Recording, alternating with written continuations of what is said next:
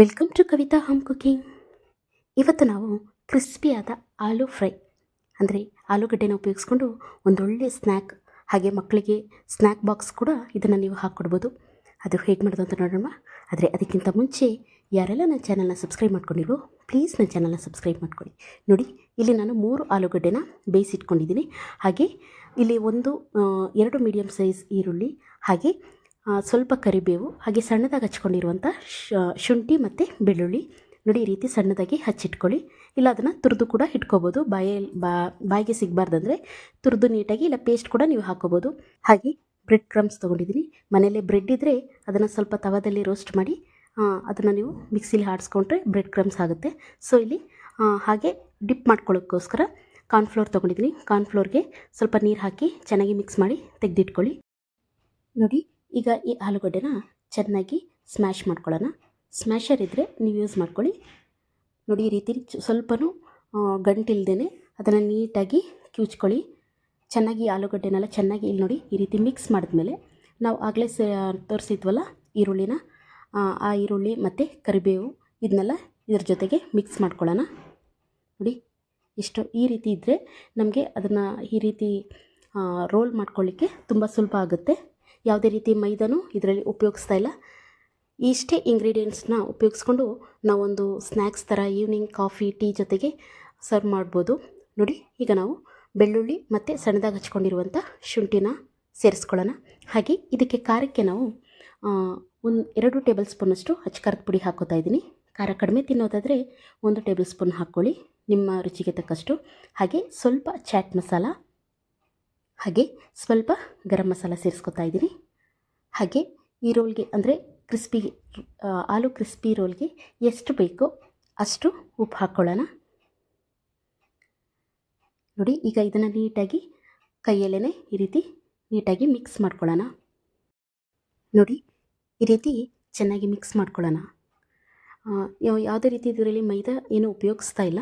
So ಆಲೂಗಡ್ಡೆನೇ ನಮಗೆ roll ಅಂದರೆ ನಾವು ಸ್ಟಫಿಂಗ್ಗೆ ಎಲ್ಲ ಯೂಸ್ ಮಾಡಿದಾಗ ಯಾವ ರೀತಿ ಇರುತ್ತೋ ಆ ರೀತಿಯೇ ಇರುತ್ತೆ.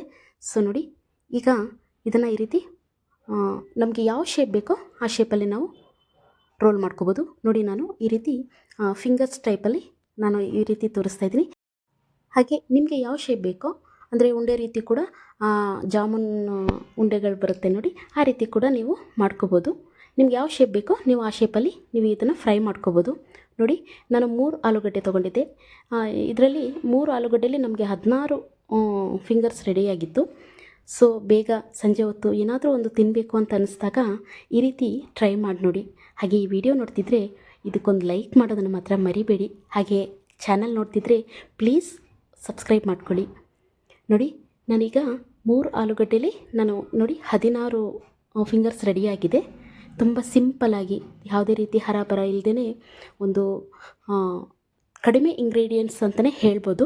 ನೋಡಿ, ಈಗ ನಾವು ಇದನ್ನು ಈ ರೀತಿ ಇದರಲ್ಲಿ ಕಾರ್ನ್ಫ್ಲೋರ್ ಆಗಲೇ ಇದು ಮಾಡಿಟ್ಟಿದ್ವಲ್ಲ ಅದರಲ್ಲಿ ನೆನೆಸಿ ಆ ನಂತರ ಇದಕ್ಕೆ ಬ್ರೆಡ್ ಕ್ರಮ್ಸಲ್ಲಿ ಈ ರೀತಿ ನೀಟಾಗಿ ರೋಲ್ ಮಾಡ್ಕೊಳ್ಳೋಣ. ನೋಡಿ, ಈ ರೀತಿ ತಿರುಗಿಸಿ ಆಗಲೇ ಅಂದರೆ ಎಣ್ಣೆ ಕಾಯಕ್ಕಿಟ್ಟಿದ್ದೆ. ನೋಡಿ, ಈಗ ಎಣ್ಣೆ ಚೆನ್ನಾಗಿ ಕಾದ್ಮೇಲೆ ಒಂದೊಂದಾಗಿ ಎಣ್ಣೆಲಿ ಬಿಡೋಣ. ನೋಡಿ, ಈ ರೀತಿ ನೀಟಾಗಿ ಫಸ್ಟು ಕಾರ್ನ್ಫ್ಲೋರಲ್ಲಿ ಚೆನ್ನಾಗಿ ನೆನೆಸಿ ಆನಂತರ ನಾವು ಬ್ರೆಡ್ ಕ್ರಮ್ಸ್ ಜೊತೆ ಮಿಕ್ಸ್ ಮಾಡಿ ಹಾಕ್ಕೊಳ್ಳೋಣ. ತುಂಬ ಟೇಸ್ಟಿಯಾಗಿ ತುಂಬ ರುಚಿಯಾಗಿ ಬಂದಿತ್ತು. ಮಕ್ಕಳಿಗೆ ಸ್ನ್ಯಾಕ್ಸ್ಗೆ ಹಾಗೆ ಸಂಜೆ ಹೊತ್ತು ಸ್ನ್ಯಾಕ್ಸ್ಗೆ ಈ ರೀತಿ ಟ್ರೈ ಮಾಡಿ ನೋಡಿ. ಹೇಗೆ ಬಂದಿದೆ ಅಂತ ನನಗೆ ಪ್ಲೀಸ್ ಕಮೆಂಟ್ ಮೂಲಕ ತಿಳಿಸಿ. ನೋಡಿ, ನಿಧಾನಕ್ಕೆ ಈ ರೀತಿ ತಿರುಗಿಸ್ಕೊಳ್ಳೋಣ. ಎಣ್ಣೆನ ಅಂದರೆ ಮೀಡಿಯಮ್ ಫ್ಲೇಮಲ್ಲೇ ಇಟ್ಟು ಇದನ್ನು ಫ್ರೈ ಮಾಡ್ಕೊಳ್ಳೋಣ. ತುಂಬ ಹೈ ಫ್ಲೇಮಲ್ಲೂ ಬೇಡ, ಹಾಗೆ ಲೋ ಫ್ಲೇಮಲ್ಲೂ ಫ್ರೈ ಮಾಡ್ಕೋಬೇಡಿ. ಮೀಡಿಯಮ್ ಫ್ಲೇಮಲ್ಲೇ ಇಟ್ಟು ನಿಧಾನವಾಗಿ ಇದನ್ನು ಒಂದೊಂದೇ ಈ ರೀತಿ ನೀಟಾಗಿ ತಿರುಗಿಸ್ಕೊಳ್ಳಿ. ನೋಡಿ, ಎಷ್ಟು ಚೆನ್ನಾಗಿ ಬಂದಿತ್ತು ಅಂದರೆ ಆಚೆ ಬಂದು ತುಂಬ ಕ್ರಿಸ್ಪಿಯಾಗಿತ್ತು, ಒಳಗಡೆ ತುಂಬ ಸಾಫ್ಟಾಗಿತ್ತು. ಇದನ್ನು ಮಯೋನೀಸ್ ಹಾಗೆ ಕೆಚಪ್ ಜೊತೆ ತುಂಬ ರುಚಿಯಾಗಿ ಬಂದಿತ್ತು. ಅದರ ಜೊತೆಗೇ ಇದನ್ನು ಸರ್ವ್ ಮಾಡಿ. ನೋಡಿ, ಎಷ್ಟು ಚೆನ್ನಾಗಿ ಬಂದಿತ್ತು ಅಂದರೆ ಮೇಲೆಲ್ಲ ಗರಿಗರಿಯಾಗಿತ್ತು. ಅಂದರೆ ಇದು ಒಂಥರ ಡಿಫ್ರೆಂಟಾಗಿ ಇರೋವಂಥ ಟೇಸ್ಟ್ ಅಂತಲೇ ಹೇಳ್ಬೋದು. ನೋಡಿ, ಎಷ್ಟು ನೀಟಾಗಿ ಗರಿಗರಿಯಾಗಿತ್ತು. ನೋಡಿ, ಒಳಗಡೆ ನೋಡಿ ಎಷ್ಟು ಸಾಫ್ಟಾಗಿದೆ ಅಂತ.